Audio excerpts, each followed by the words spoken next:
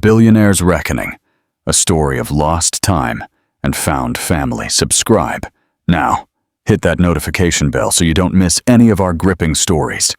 And if this tale of a father's lost years and a family's brave new beginning resonates with you, give it a thumbs up. Your support means the world. He told her, "I love someone else," knowing she was pregnant with his child.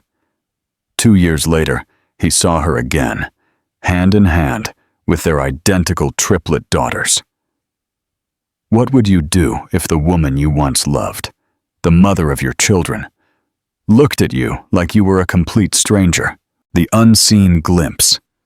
The office was silent, too silent for a building that ruled a billion-dollar empire. Sophia Reynolds stood by the floor-to-ceiling windows, watching the city blur beneath her. She could see her reflection in the glass, her soft blonde hair cascading over her shoulders, her hands trembling slightly as they rested on her abdomen. Her sky-blue eyes were filled with something between fear and fragile hope.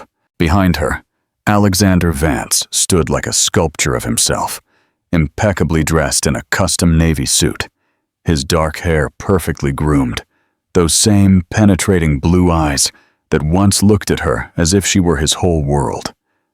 Now they were cold, distant, as if looking right through her. "I love someone else," he said, the words cutting through the air with brutal precision. His voice was calm, rehearsed, but his fists were so tight that his knuckles had turned white. Sophia turned slowly, as if the movement itself was painful. She searched his face, desperate to find a crack in the mask, a sign that he was lying to himself. But there was nothing, just a void. "You know I'm pregnant, Alexander." Her voice was barely a whisper, but the weight of those words seemed to draw the walls closer. "I know," he said, his eyes briefly flickering to her stomach, where their unborn child was growing. "That's why it has to be this way." It was surreal. The man who had once whispered promises in her ear, who had held her as if she were fragile and sacred, now stood before her like a stranger. Sophia's lips parted, but no words came out. What was there to say? Pleading was beneath her. Anger would only shatter her. So she just stood there, breathing, fighting the urge to collapse. Her heart screamed, but her face remained motionless. "I hope it's worth it," Sophia finally said, the only defense she had left. Without waiting for a response, she turned and walked to the elevator, her heels clicking against the marble floor like a countdown to the end. Alexander did not follow her. He did not say a word. The doors closed, isolating the man she thought she knew. As the elevator descended, Sophia placed a hand on her belly, feeling a gentle flutter from within. A tear rolled down her cheek, but her chin remained high. This was no longer about Alexander Vance. This was about survival, about 3 little heartbeats she had promised to protect, even if their father had decided to forget them. The city was noisy when she stepped out. It didn't care about broken hearts or betrayals. That day, Sophia Reynolds promised herself she would never look back. A quiet battle. The apartment was small, barely enough room for one person, much less for a woman carrying triplets. The walls were thin. The heater whined in protest every night, and the cracked window let in the bitter wind, no matter how hard she tried to seal it. Sophia had lived in luxury before, in penthouses where the floor gleamed and the city lights looked like distant stars at her feet. Now she lived paycheck to paycheck, every dollar stretched until it almost broke. She sat at the kitchen table, which was really just an old desk she had dragged from a second-hand store. The sewing machine in front of her hummed late into the night, its rhythm the only music in the empty apartment. Scraps of fabric lay scattered on the floor. She had taken up sewing little girls' dresses, custom orders through an online shop. It didn't pay much, but it was honest work, and it allowed her to stay home, close to her growing belly. Every stitch felt like an act of defiance, as if she were weaving strength into herself with each pass of the needle. The pregnancy was hard, much harder than the doctors had warned her. From the first ultrasound, when the technician's eyes went wide with surprise, and the word triplets was whispered with a mix of awe and concern, Sophia knew this wasn't going to be an ordinary journey. She remembered sitting in the sterile white office, listening to the risks laid out in clinical, distant voices. Premature birth, low birth weight, the strain on her heart and body. There was even a moment, a cold suggestion from a specialist, that she could reduce the pregnancy, choose one child to keep, to better the odds of survival. Sophia had walked out of that office without saying a word, but her silence was her decision. All three, or none. The nights were the worst. Sleep was elusive, chased away by discomfort and the endless loop of thoughts playing in her mind. She would lie awake, one hand on her stomach, feeling the gentle movements, sometimes a kick, sometimes a flutter that felt like tiny wings brushing her from within. In those quiet hours, when exhaustion and loneliness threatened to swallow her, it was the thought of those three little lives that kept her afloat. They were hers. They were real. She had no family to turn to. Her mother had passed away years ago, and her father was a distant memory of someone who never cared to stay. Friends had slowly faded after the scandal with Alexander. In their world, loyalty shifted with wealth and reputation. Pregnant and alone, she didn't fit into their social calendars. One night, as cold rain beat against the window, Sophia found herself sitting on the floor, surrounded by tiny dresses she had just finished sewing. She gently picked up a sky blue one, holding it against her belly. She imagined a little girl wearing it, with dark hair, bright blue eyes, giggling as she twirled in circles. Then another in pink, another in soft lavender. Her vision blurred with tears, but this time they were not from despair. It was love, fierce and overwhelming love that burned away every wound Alexander had left. Her body ached more with each passing week. Simple tasks became mountains. There were days when getting out of bed felt like lifting the weight of the world. But she refused to stop working. Every dollar mattered. Every dress she sewed was food on the table, rent for another week, or a warm blanket for her babies. People admired her designs. They would send her messages praising the delicate craftsmanship, but none of them knew the real story. None of them knew that the woman who sewed those dresses often cried over them in the dark of night, whispering promises to the children yet to be born. The day she went into labor arrived earlier than expected. Sophia had dreaded it, knowing the risks, knowing how fragile everything was. The contractions began while she was finishing an order, and within hours she was in a hospital bed, under the blinding white lights, doctors murmuring in sharp, urgent tones. It was chaos and fear, yet through it all, Sophia remained calm. She had made peace with the possibility of loss, but somewhere deep inside, she also believed in miracles. When the cries filled the delivery room, first one, then another, then a third, Sophia could not hold back her sobs. They were tiny, heartbreakingly small, but they were alive. Lily, Mia, Chloe. The nurses briefly placed them against her chest before whisking them away to the neonatal unit. Sophia's heart broke and healed in the same breath. The days in the hospital blurred together. She would sit by their incubators, watching their tiny chests rise and fall, tubes and wires connected to their impossibly small bodies. She would whisper stories to them, tell them how brave they were, how proud she was of every small breath they took. The doctors were astonished at how strong the girls were. Against all odds, they were fighters, just like their mother. When she was finally allowed to take them home, Sophia stood at the doorway of her apartment, holding the car seats with trembling hands. The space looked even smaller now, but it didn't matter. She placed them gently in a row, looking at the three faces that mirrored their father's features, but belonged entirely to her. "I'll protect you," she whispered, "even if it costs me my life." And in that small apartment, surrounded by worn furniture and the soft cooing of her daughters, Sophia Reynolds became the strongest woman in the world. The reckoning, the city was alive that afternoon, bathed in the soft light of early spring. The streets bustled with people, the chatter of conversations mingling with the distant hum of traffic. Alexander Vance was walking down the crowded sidewalk, his hands in his coat pockets, his head bowed, as if the weight of his thoughts had become too heavy to bear. His life, once pristine, had unraveled thread by thread over the last 2 years. The boardrooms no longer greeted him with the same reverence.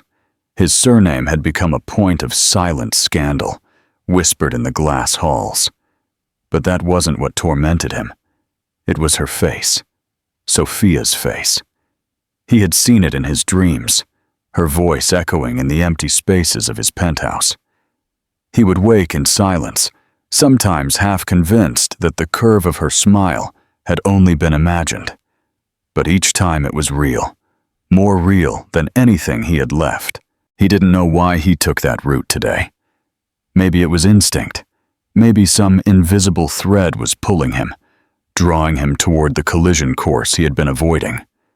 As he rounded the corner into the park, the world seemed to stop. There, amidst the trees, just beginning to show their first green buds, a woman stood by a bench, adjusting the straps of a stroller. Her hair caught the light, a soft halo of blonde that took his breath away. His steps faltered, slowing until he stopped completely.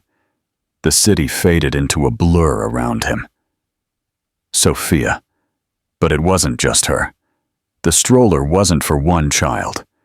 There were 3 little seats, and in them sat 3 little girls, identical in their perfection. Dark hair peeked out from under pastel-colored sun hats, and when one of them turned her head, Alexander saw it. The same penetrating shade of blue that greeted him every morning in the mirror. For a moment he couldn't move. His heart hammered against his ribs, each beat a deafening drum. It was surreal, like watching his own life unfold in front of him from the outside. They were real, flesh and blood. His daughters. Sophia noticed him then. Their eyes met across the distance, and Alexander felt the sharp sting of her gaze. There was no hatred in her expression, no drama, no accusatory gesture. What he saw was worse. She looked at him as if he were nobody, a stranger, a passerby, as if every memory they had ever shared was buried beneath the rubble of his betrayal. She crouched down, unhurriedly, lifting one of the girls into her arms, cradling her close as she adjusted the other 2 in the stroller. It was an act of simple motherhood, but to Alexander, it was like seeing a lifetime he had missed. He could see the small gestures, the way Sophia's fingers gently brushed the child's cheek, the softness in her eyes, which had once been reserved for him. He took a step forward, then another. His mouth opened, but no words came out. What could he say? "I'm sorry. I made a mistake." Those words felt grotesque, empty, unworthy of the woman standing in front of him, who had raised 3 daughters in a world that had turned its back on her. Olivia's expression remained calm, but her grip on the child in her arms tightened slightly. She was protecting them, not out of fear, but out of instinct. She was a mother now, and Alexander realized in that moment that he no longer had any claim on her or on them. Still, his body moved of its own accord, driven by the desperate ache within him. "Sophia," he said, but his voice was hoarse, barely audible against the park noise. She didn't reply. Instead, she turned her back to him, adjusting the stroller straps with a methodical precision. One of the girls let out a soft giggle, oblivious to the storm brewing in the air. Alexander felt the distance stretch between them, wider than the few steps that separated their bodies. He stood frozen, watching as Sophia pushed the stroller forward, her pace steady, unhurried, as if he had never existed. He followed her, though he kept his distance. He wasn't sure why. Perhaps it was a punishment. Perhaps it was hope. He watched them as they moved through the park, Sophia occasionally stopping to fix a dropped toy or to kiss a small forehead, the girls babbling in a language only they understood. Every motion was a small miracle, a world he had never been invited into. But Alexander could see it now, more clearly than ever. He hadn't just lost Sophia. He had lost a family. First words, first steps, the quiet moments of wonder that belonged to a child's early years. He had been absent, not because he was driven away, but because he had chosen to walk out of that hospital room 2 years ago, too afraid of the consequences. When Sophia reached the park gate, she stopped. For a fleeting second, Alexander thought she might turn back, that maybe some part of their shared past would flicker in her expression. But she didn't. She adjusted a sun hat on one of the girls, whispered something that made her giggle, and walked out onto the bustling street. Alexander stood there long after they were gone, the wind tugging at his coat, the sounds of the city washing over him like a distant echo. His heart was no longer just broken. It was empty, hollowed out by the sight of 3 little girls who didn't even know his name. But as he stood there, staring at the space where they had been, a quiet resolve began to form. This wasn't over. Not for him. He had lost 2 years. He wouldn't lose a lifetime. He turned and began to walk, not back to his office, not back to his penthouse, but towards the only future that mattered, a future where he would have to fight, not for his reputation, not for his fortune, but for the right to stand beside the woman he once loved, and the daughters who had no idea their father had just seen them for the first time. The battle for forgiveness had just begun. A path forward. The address hadn't changed. Alexander found it scrawled in a notebook that had somehow survived the chaos of his life. An address he had never dared to use until now. It was a modest building tucked between a laundromat and a corner store, a world away from the sleek glass towers and private elevators he was used to. He stood outside the door, staring at the worn brass numbers, as if they were an ancient code he had to decipher. His hand hovered over the doorbell, the weight of everything he had lost pressing against his chest. When he finally pressed it, the sound echoed, sharp and invasive, breaking the fragile air around him. Minutes passed. He wasn't sure if she would answer. He wouldn't have blamed her if she didn't. But then the door opened, and there she was.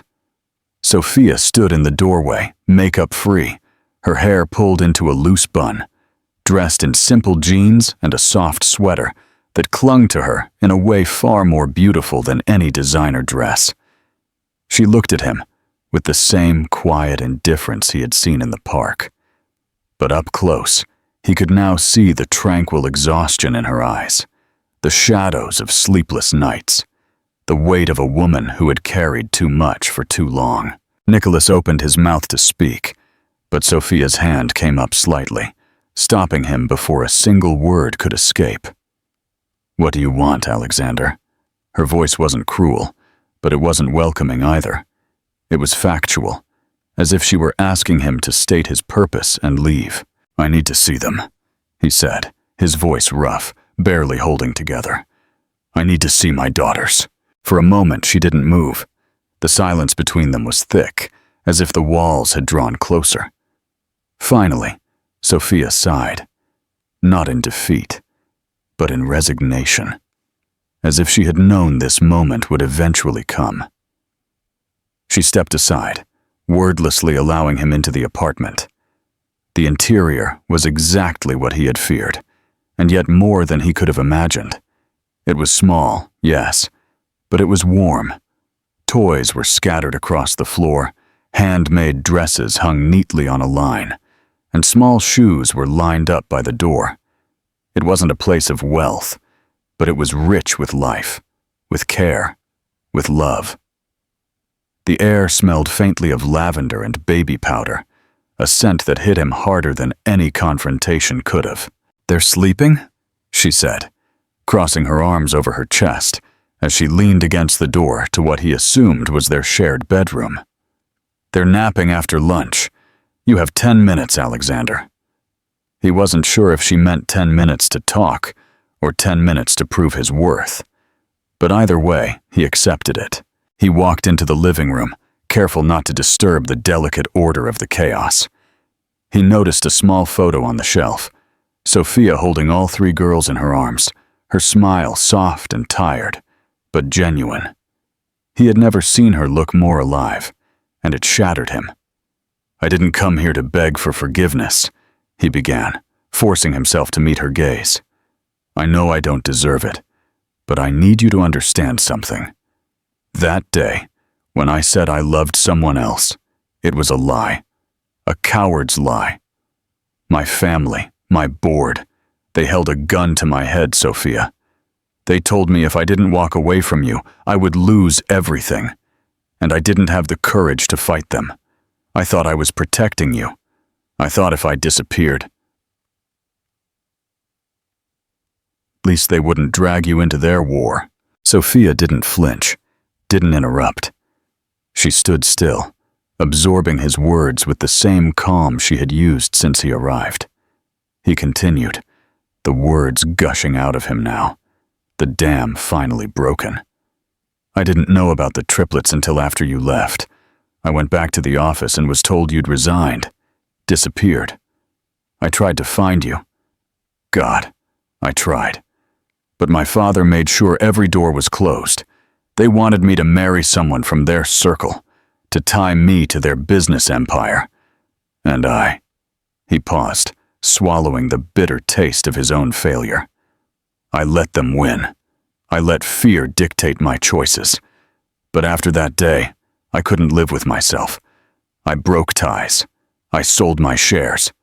I'm no longer the CEO, Sophia. I'm not the man who chose power over you. I'm just a man who's been walking around empty for 2 years." There was a long, suffocating pause. Sophia's eyes softened for a fleeting moment, a flicker of recognition in her expression. But then her arms crossed tighter, as if she needed to brace herself. "You think saying that changes anything?" she asked, her voice quiet, but carrying an edge. "You think just because you finally woke up, I'm supposed to hand you back the life you walked away from? Do you have any idea what it's like, Alexander? To carry 3 lives inside you while their father vanishes into thin air? To sew clothes at 3 in the morning because it's the only time you have left after changing diapers and rocking crying babies to sleep? You left. You don't get to come back and pretend a monologue fixes that." Alexander felt the sting of every word. She was right. Of course she was right. But this wasn't about fixing what was broken. It was about fighting for the chance to be worthy of being in the same room as the pieces. "I don't expect forgiveness, Sophia," he said, taking a step closer, though not close enough to invade the fragile boundaries she had set. "But I'm not going to disappear again. I'll be here, even if it's just as a shadow in their lives. I'll earn my place, not because I want it, but because they deserve a father who never gives up." A soft sound interrupted them. It was faint, but unmistakable. The sleepy murmur of a child waking from a nap. Sophia's head turned slightly towards the bedroom door, instinct overriding her posture. For the first time since he had arrived, Nicholas saw her armor crack. The mother in her was always alert, always ready. She looked at him again, her expression unreadable now. "You will not get near them until I decide you are safe," she said, her voice sharp but not cruel. "Not safe from me, safe for them." Alexander nodded. It was more than he had hoped for. He wasn't looking for a shortcut back into their lives. He was ready to take the long road, however brutal. As Sophia disappeared into the bedroom to attend to the girls, Alexander was left alone in the small living room, his heart beating with something new. It wasn't hope. Not yet. But it was a beginning, a first breath in a life he had almost destroyed. He turned to the small window, the city stretching out beyond the glass. For the first time in a long time, the world didn't look so empty. The unspoken forgiveness, the days after his visit, passed slowly, as if time itself had thickened around Alexander, forcing him to wade through each moment with the weight of his choices pressing down on him.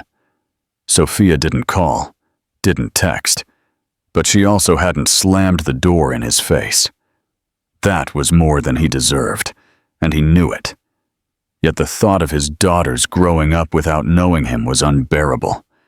He couldn't change the past, but he could fight for the future, even if it meant starting at the bottom of their lives. Alexander began showing up at the park, where Sophia took the girls on their morning walks. At first, he kept his distance, sitting on a bench beneath a tree, pretending to read a newspaper while his eyes were fixed on them. He watched Sophia gently lift each girl onto the swings, her hands careful yet practiced, as if she could do it in her sleep. The girls, Lily, Mia, and Chloe, were little whirlwinds of curiosity, their dark giggles bouncing as they toddled with the chaotic coordination of toddlers learning their world. He memorized every sound of their laughter, every tilt of their heads, and every moment Sophia's hand instinctively reached out to guide or protect them. At first, Sophia ignored his presence. She would glance his way, offer no acknowledgement, and return her full attention to the girls. But he noticed she never left the park while he was there. She allowed him to stay in plain sight, as if she were silently testing him, to see if his resolve would wither. One morning, when the spring air was soft and the park was less crowded, one of the girls, Mia, wandered over to his bench. Her tiny legs moved with a determination only a 2-year-old could possess. She stood in front of him, staring up with big blue eyes that mirrored his own. Alexander froze, afraid the slightest wrong move would shatter this fragile moment. He offered a hesitant smile, lowering the newspaper to his lap, his hands open and non-threatening. Mia tilted her head, studying him with innocent curiosity. Sophia was there in seconds, kneeling beside her daughter, her expression unreadable. She didn't scold the child, didn't pull her away. Instead, she simply looked at Alexander, her gaze sharp, measuring. Without a word, she lifted Mia into her arms and carried her back to the stroller. But something had changed. She hadn't built a wall between them. Not this time. The next day, Alexander came prepared. He carried a small paper bag with fresh fruit slices, the kind toddlers loved. He didn't approach them directly. Instead, when Sophia sat on a bench to read while the girls played within reach, Alexander quietly placed the bag on the end of the bench and walked away. Sophia noticed. At first, she didn't touch it, but when one of the girls began to whine, she reached into the bag, pulled out an apple slice, and offered it to her daughter. She never looked at Alexander, but he saw her fingers tremble slightly. These small, wordless interactions became their new language. Alexander never intruded, never crossed the invisible line Sophia had drawn. He would sit nearby, sometimes reading, sometimes watching in silence, and offer small gestures, a toy that was missing a piece he had noticed, a small blanket when the wind picked up. Slowly, Sophia's posture began to soften. One afternoon, a stroller wheel got stuck, while Sophia was trying to maneuver it over a patch of uneven pavement. Alexander was at her side before she could even look up, kneeling to fix the wheel with a quiet efficiency that surprised even himself. He didn't speak, and neither did she. But when the wheel was back in place, Sophia exhaled, a silent, involuntary sigh that carried more weight than words. For the first time, she didn't immediately retreat after accepting his help. The girls, too, began to recognize him. They would point in his direction, babbling incoherent phrases, their faces lighting up with smiles when they saw him approach from a distance. He never allowed himself the luxury of lifting them into his arms or kneeling to their level without Sophia's silent approval. But each glance, each tiny smile from the children was a battle won. Weeks turned into months. Alexander became a part of their routine, not as a father, not yet, but as a consistent presence. He learned their favorite songs, the rhythm of their afternoon moods, the way Mia would frown in concentration, how Lily always claimed the left side of the stroller, and how Chloe would reach out a hand for balance whenever she toddled over uneven ground. He also learned Sophia's silences, how to read the subtle shifts in her posture, when to hang back, and when to offer a quiet act of assistance. One rainy afternoon, the park was nearly empty. Sophia struggled with an umbrella as she tried to shield the girls, while adjusting the stubborn stroller cover. Alexander approached without asking. This time, she did not stop him. He held the umbrella steady over her as she secured the cover, their hands brushing only once, but the touch sent a quiet jolt through him. When Sophia finished, she looked up at him, and for the first time her eyes softened, not with resignation, but with a tired gratitude. "You're persistent," she said. Her tone was neutral, but there was no coldness in it. It was the first full sentence she had spoken to him since that day at the apartment. "I can't afford not to be," Alexander replied, his voice steady, though his heart hammered with the importance of his words. The girls giggled under the stroller cover, oblivious to the delicate truce forming above them. Sophia's lips curved into something that wasn't quite a smile, but wasn't far from it either. Alexander didn't need to win her over with grand gestures or empty apologies. It was the small things, the daily, patient acts of just being there. Every buttoned-up business instinct he once prided himself on had no place here. This wasn't a boardroom negotiation.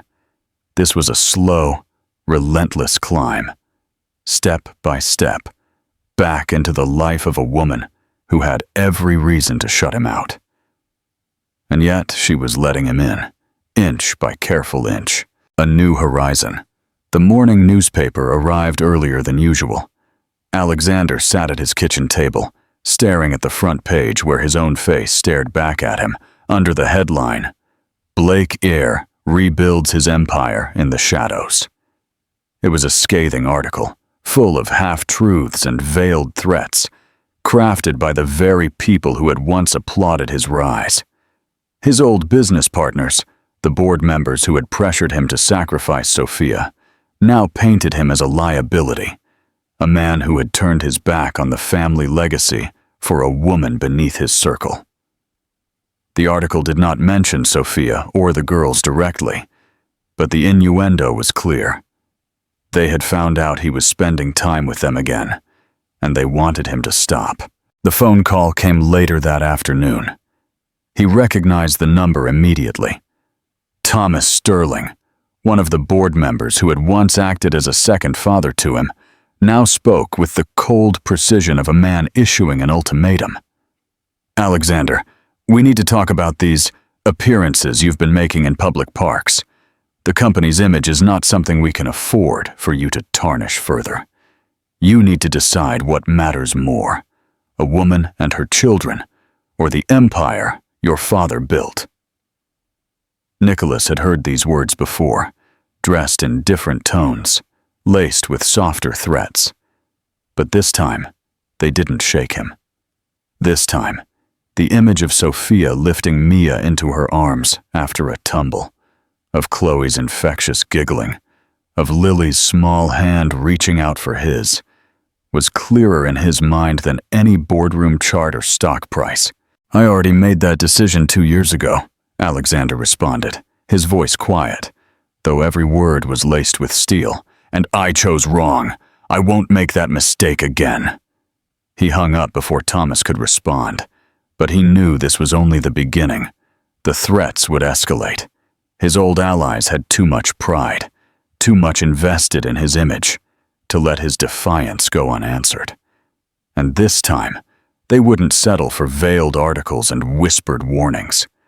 They would go after Sophia, not directly, but through the ruthless whispers that could ruin reputations, destroy her small business, and paint her as a scandalous opportunist. He couldn't let that happen. Alexander arrived at Sophia's flat later that night, without warning. He didn't expect a warm welcome, but she let him in without a word. The girls were asleep, their small breaths filling the tiny room with a peaceful rhythm that contrasted sharply with the storm brewing outside. "They're going to come after you," Nicholas said, as soon as the door closed behind him. He didn't sugarcoat it, didn't offer the courtesy of softening the truth. "The people I used to work with found out about the girls, about you. They'll twist the story. They'll try to make it look like you trapped me, like you're the reason I left the company. This isn't about me anymore, Sophia. It's about you. They'll want to destroy your name to save their own." Sophia's face remained unreadable, but her eyes flashed with a familiar fire. The same protective ferocity that had kept her daughters safe every day of their lives. She didn't ask why Nicholas was only warning her now. She didn't need to. She knew how power worked, but she had never been one to bow her head, even when the odds were stacked against her.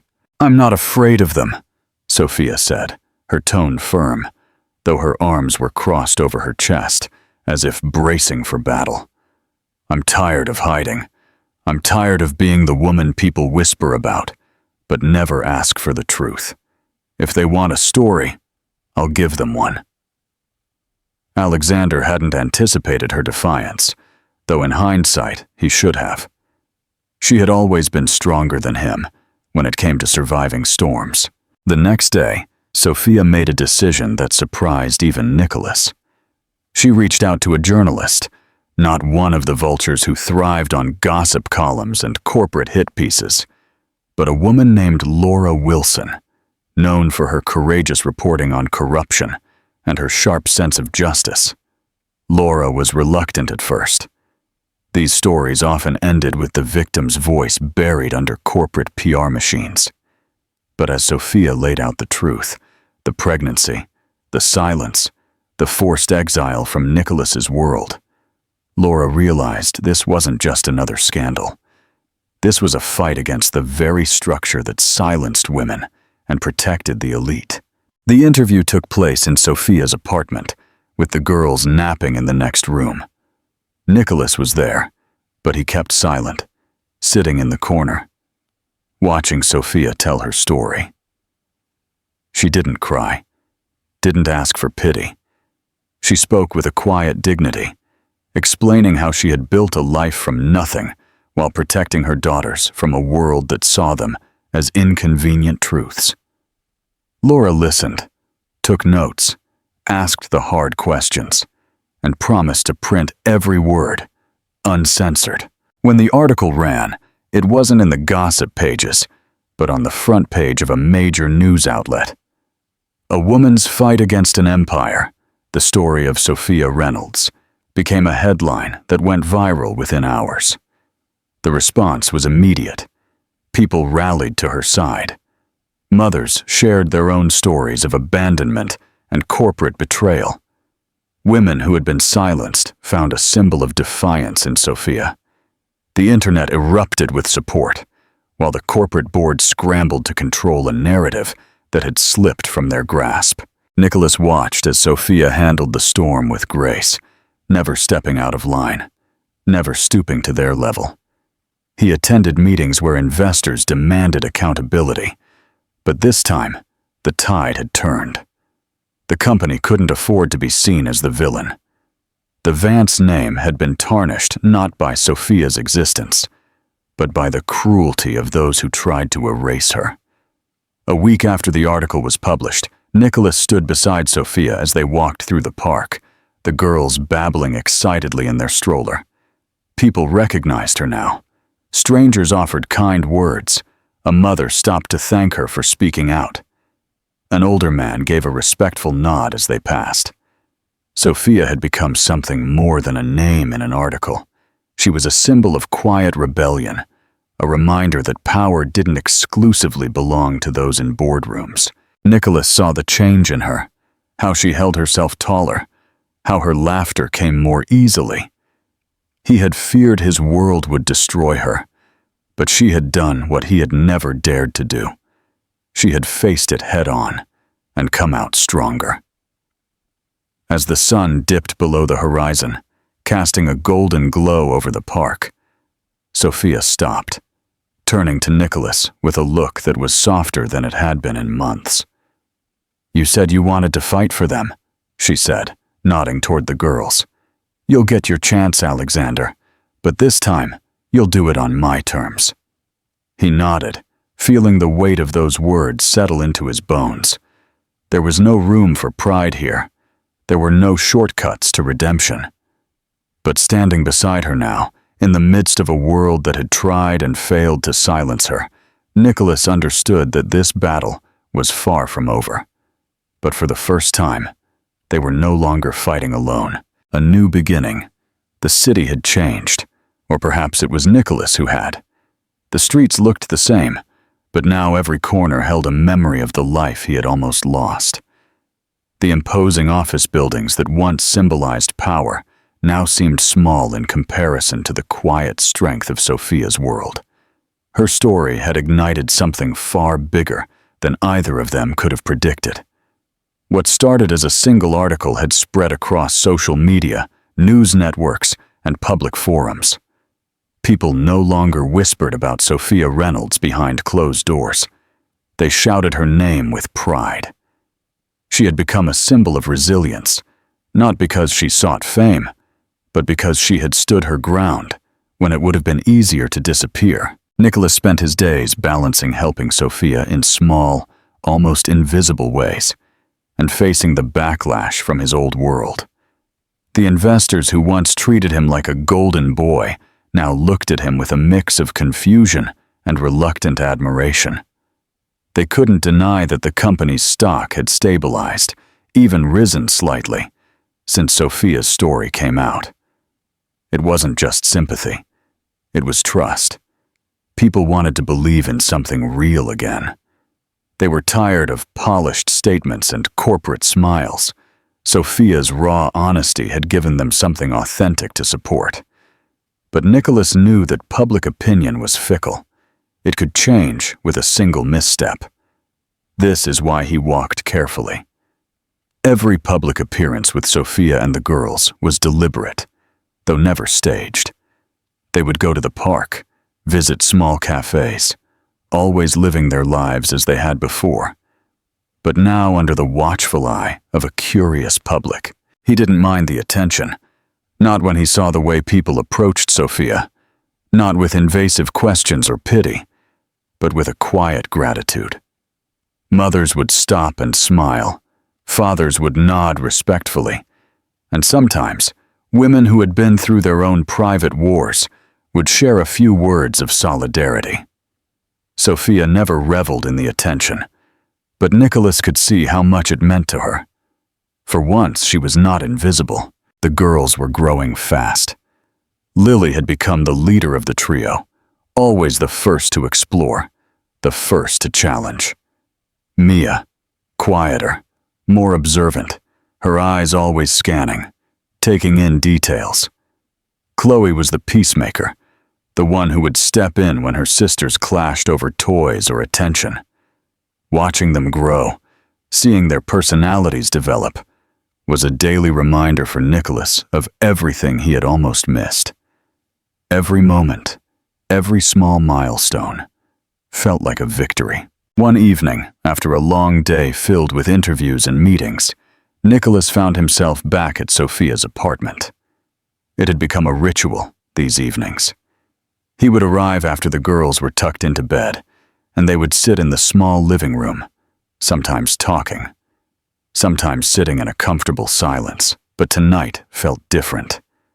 There was a tension in the air, not of conflict, but of something unsaid that hovered between them. Sophia sat cross-legged on the sofa, her fingers tracing patterns absently on the fabric. Nicholas sat across from her, his elbows on his knees, leaning slightly forward, as if the distance between them needed to be physically closed. She looked tired, but not the kind of tired that came from lack of sleep. It was a deep weariness, the kind that settles in when you've been fighting for too long. "I've been thinking," Sophia began, her voice steady but softer than usual, "about what comes next, about what all of this means now that the world knows." Nicholas listened, feeling that this wasn't just a casual reflection. "I don't want them to grow up in a story that's defined by what we've lost," she continued. "I want them to know who they are, where they come from, but not to be trapped by the mistakes we've made. They deserve more than that. And I think maybe we do too." Nicholas felt his throat tighten. He had rehearsed so many apologies, so many declarations of love in his mind, but none of them felt worthy in this moment. Instead, he simply nodded, waiting, letting her set the pace. "I see how they look at you now," Sophia said, her lips curving into a slight smile. "They don't know the history, the pain.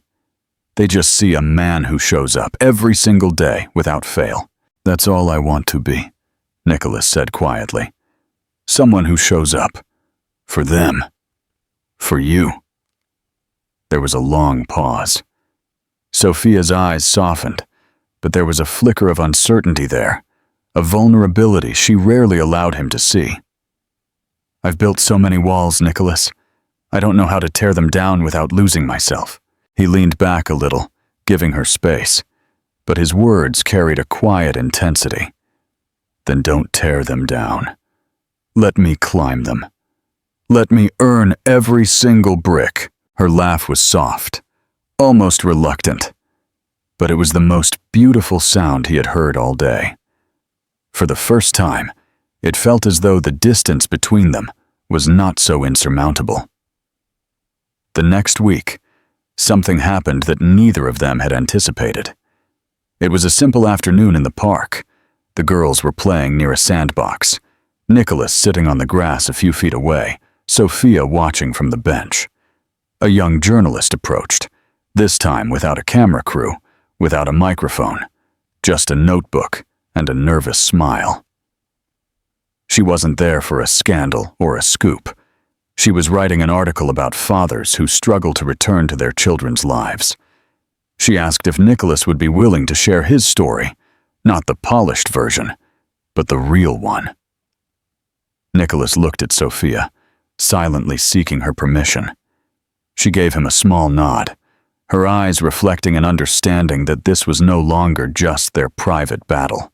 It had become something bigger, a narrative that could reshape the way the world viewed redemption, fatherhood, and second chances. The article ran under the headline, "The Father Who Refused to Disappear." It was not sensational. It spoke of his failures, his cowardice, but also of his persistence, of his silent acts of showing up every day for the daughters who had no reason to trust him. The public response was overwhelming, but this time it wasn't filled with scandal-seeking whispers. It was filled with letters from fathers, from children, from people who longed for reconciliation but never found the way. Nicholas realized then that the past didn't need to define them, not if they were willing to rewrite the ending. And Sophia, who had fought so fiercely to protect her daughters from the cruelty of the world, was beginning to see that maybe, just maybe, they could build something new from the wreckage. One afternoon, as they packed up after a day at the park, Chloe reached out a hand, grasping Alexander's without being asked. She looked up at him, her large, trusting blue eyes meeting his, and simply said, "Daddy." The word was soft, almost a whisper, but it echoed louder than any applause Alexander had ever received in his life. He turned to Sophia, his heart in his throat, but she was already looking at him, her lips curved in a smile that was no longer guarded. In that moment, Nicholas understood that forgiveness wasn't a grand gesture. It was in the quiet moments, in the way a 2-year-old's hand could bridge a 2-year silence, in the way Sophia no longer looked through him, but at him. He didn't need her to say the words. He could see it in her eyes. The walls hadn't disappeared, but now there was a door, and for the first time she was standing there, holding it open. The air was warm with the promise of summer, and the city felt softer that afternoon, as if even its sharp edges had been blunted by the quiet anticipation buzzing beneath the surface. Nicholas had planned every detail meticulously, not in the grand, overly orchestrated way he might have once, but with a care born of humility. He knew Sophia didn't care about lavish displays or empty gestures. She valued sincerity, and he had no intention of giving her anything less. The park had always been their place. It was there that he first dared to follow her, where their daughters unknowingly offered him their acceptance in the form of simple smiles and outstretched hands. It was fitting that it would become the stage for what Nicholas hoped would be the beginning of their next chapter. He arrived early, setting up a quiet picnic beneath the big oak tree that had shaded them on so many afternoons. There were no photographers hidden in the bushes, no elaborate decorations, just a soft blanket, a basket filled with Sophia's favorite foods, and a small box safely tucked in his pocket. The girls were in on the secret, as much as 2-year-olds could be. He had spent the previous evening with them, crafting 3 small gold heart pendants, each engraved with their names: Lily, Mia, and Chloe. They had giggled as he explained their special mission, though he wasn't entirely sure how much of it they understood. But it didn't matter. Their presence was enough. When Sophia arrived, pushing the stroller with practiced grace, she looked at him with a mix of curiosity and cautious amusement. The girls were squirming in their seats, eager to be free. Nicholas stood and walked towards them, his heart pounding with a nervousness that had nothing to do with a fear of rejection, but everything to do with the importance of the moment. "This looks suspiciously like a date, Nicholas," Sophia said, her lips curving into a smile that was no longer laced with skepticism. "Maybe it is," he replied, lifting Lily from the stroller and settling her on the blanket. "But it's not the kind you're thinking of." Sophia raised an eyebrow, but said nothing as she began to unpack the basket with him. The girls tumbled onto the grass, their laughter filling the air, oblivious to the tension slowly building in Nicholas's chest. He waited, letting the afternoon unfold with ease, not rushing, not forcing the moment. They ate, they talked, and for a while it felt like any other afternoon they had shared. But beneath his calm exterior, Nicholas's fingers toyed with the small box in his pocket, the words he had rehearsed over and over again swirling in his mind. As the sun began to dip below the horizon, casting the park in shades of gold and amber, Nicholas knew it was time. He reached into the basket and pulled out a small velvet pouch. The girls, sensing something was happening, gathered around him with big, expectant eyes. He handed each of them one of the pendants, their small fingers grasping the delicate chains with excitement.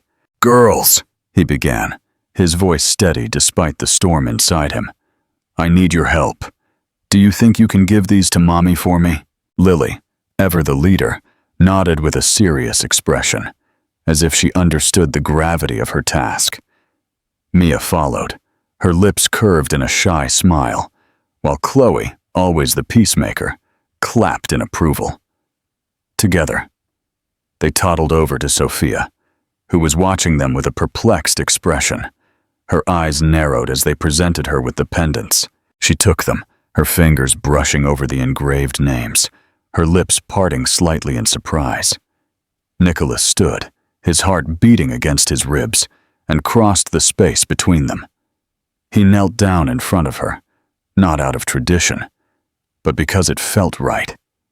Because Sophia Reynolds had carried more weight in the last 2 years than he had ever known, and she deserved more than a man standing over her with a question.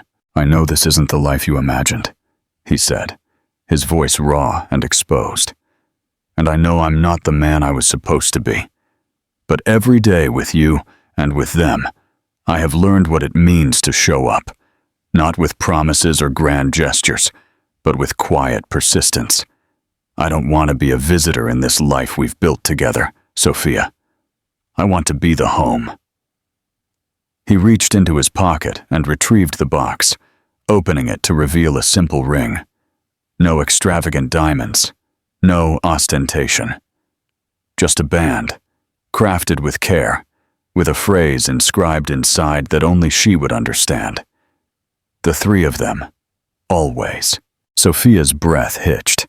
She looked at him, at the ring, at her daughters who were now sitting, mimicking their father kneeling in the grass, giggling at their own private joke. Tears welled in her eyes, not of sadness, but of the overwhelming truth that this man before her had changed, not for the world, but for them. Nicholas didn't press her. He let the silence hang, understanding that Sophia's answer would never be given lightly. But then, as if the walls she had so carefully built had silently crumbled without either of them realizing, she smiled. It was a smile that carried every battle scar, every sleepless night, every whispered promise she had made to her daughters in the dark. And in that moment, Nicholas knew her answer, even before she spoke. "Yes," Sophia said softly, reaching out a hand to take his, her fingers intertwining with his as naturally as if they had always been meant to.